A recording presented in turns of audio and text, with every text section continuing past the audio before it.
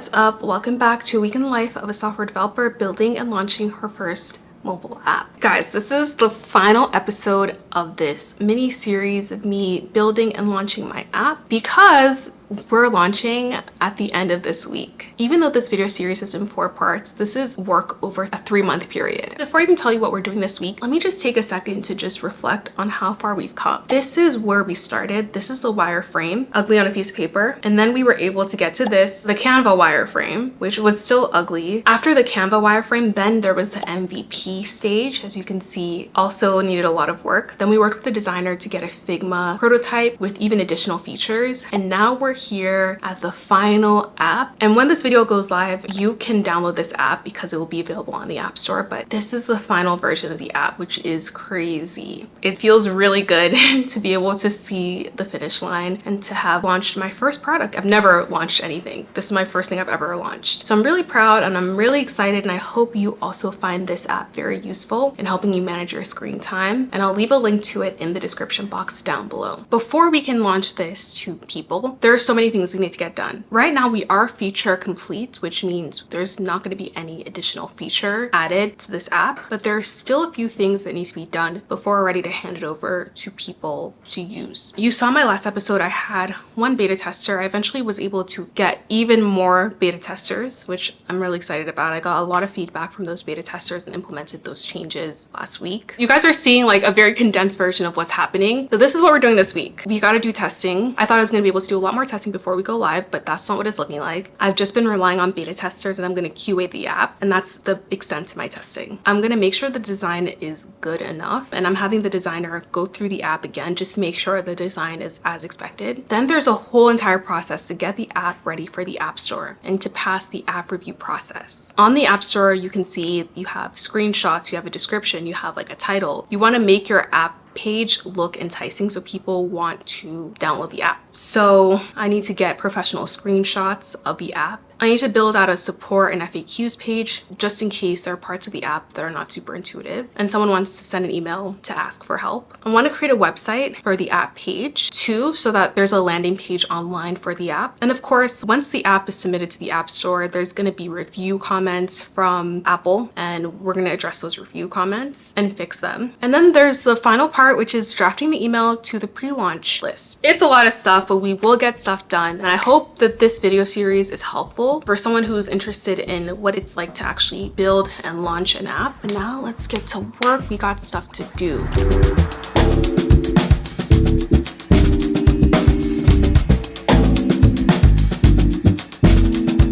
You can see the back button is missing here.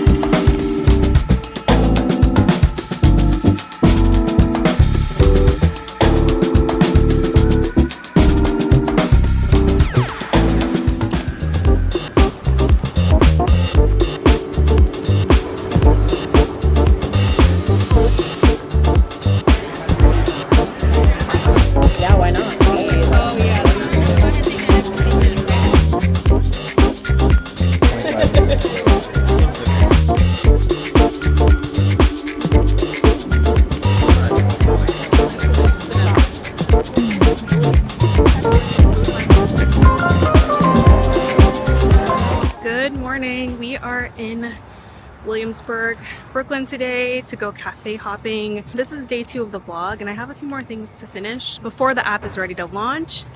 We're trying to get the app screenshots good, the website good, and a bunch of other things, but I decided let's switch up the pace. I don't want to be home the entire day. I want to go outside, so we're gonna go cafe hopping and hotel hopping in Williamsburg.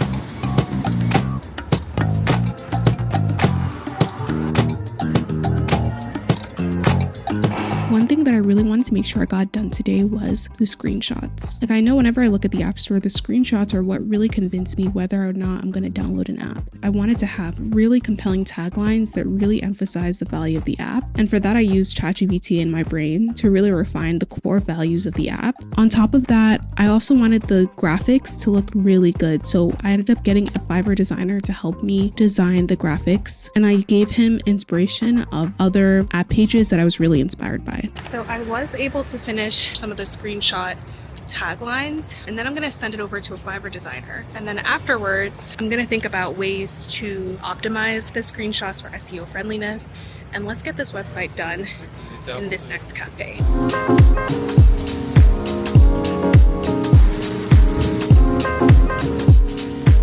Guys, I don't remember Williamsburg being this bougie. Like, I saw a Chanel store. Like, Williamsburg is truly like super bougie now. Okay, so what I'm doing to stay productive is I'm doing a new task at every location, so I don't leave that location until I'm finished with the task. Makes things take a lot longer, but it allows me to stay motivated.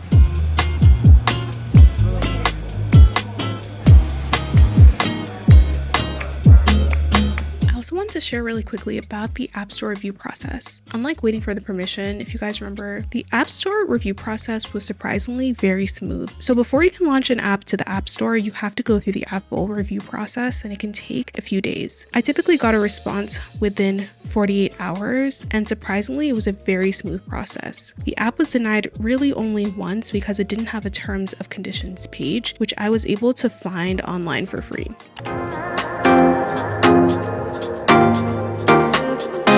I wanted to address a question I've been getting a lot, which is why didn't offline accommodate Android in this project? I wanted to quickly explain why it made sense to build the project native for iOS using Swift instead of, for example, Flutter, so that the app can be for iOS and Android. And the answer is really simple. This project relies on a lot of internal Apple tools, and it would have added additional complexity to find a solution that worked for both iOS and Android. This means that, of course, we limit the market of people who can use this app, but it also means faster development. But in the future, I would like to bring this project to Android.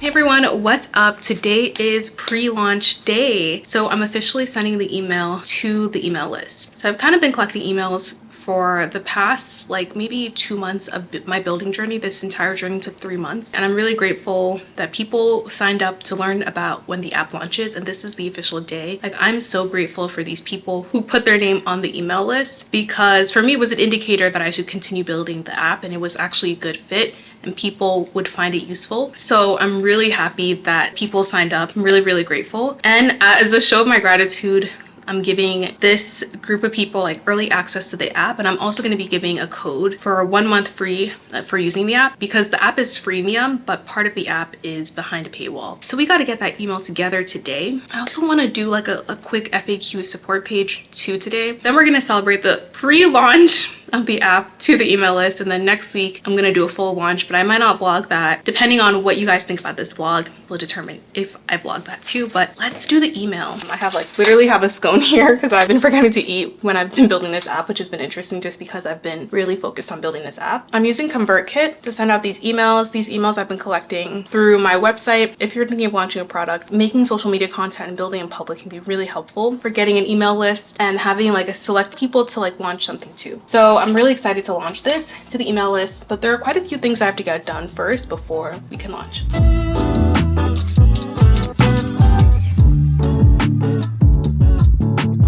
I look like a big nerd, but the email is done. I'm so proud of myself. So as you can see in the email, like we have a special promo code for people who signed up early, as well as a link to the App Store. And this is what the App Store looks like we talked about before. But yeah, so we have a little preview of the app, just a little thank you, you know, because I really appreciate anyone who's on this list. Just a small little blurb, and then download at the App Store. So you can check that off the list. We are almost at the finish line. Now I'm just quickly creating a very easy FAQ section. It will improve throughout the year, but just want to make something really quick in case people had some questions about like privacy, how to create a routine. Like, I just wanted to make it very easy and simple. So let's do that.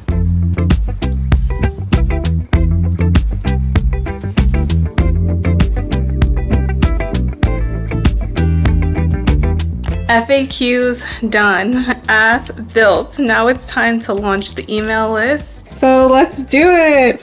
Woo. Send email. All subscribers. Yep. To all subscribers. Woo. From Bacola. Do it. Woo. Thank you so much for sticking with me through this entire journey. This has been one of the hardest projects I've ever taken on. And even though it looks like a solo journey, I really, truly couldn't have built and launched my first mobile app in 90 days without you, my husband, my sister, my mom, my friends, and the people in my network. Thank you so much for all of your supportive comments. The support really means the world to me.